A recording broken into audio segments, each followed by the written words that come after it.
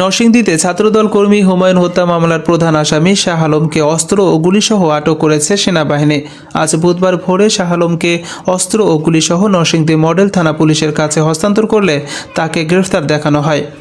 সেনাবাহিনীর নরসিংদী ক্যাম্পে দায়িত্বরত ২৮ বেঙ্গলের অধিনায়ক লেফটেন্যান্ট কর্নেল মোহাম্মদ হুমায়ুন রশিদ বলেন, আটক শাহ আলমের কাছ থেকে ফাতিহ ১৩ মডেলের একটি পিস্তল, গুলি এবং ছড়িয়ে ছিটিয়ে থাকা বেশ কিছু গুলির খোসা উদ্ধার করা হয়। তার নামে বিভিন্ন থানায় একাধিক মামলা রয়েছে।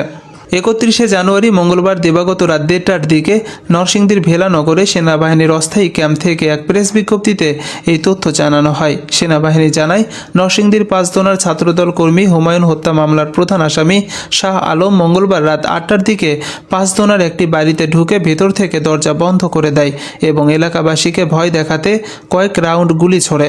পরে এলাকাবাসী সেনাবাহিনীকে খবর দিলে দুটি বিশেষ টহল দল ঘটনাস্থলে পৌঁছে বাড়িটি ঘেরাও করে।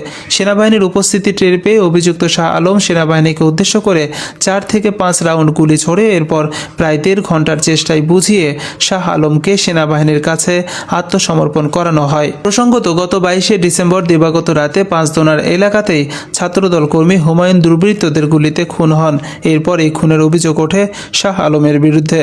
গ্রেফতার শাহ আলম মাধবদী আহমেদিয়া এলাকার মৃত কাজিম উদ্দিনের।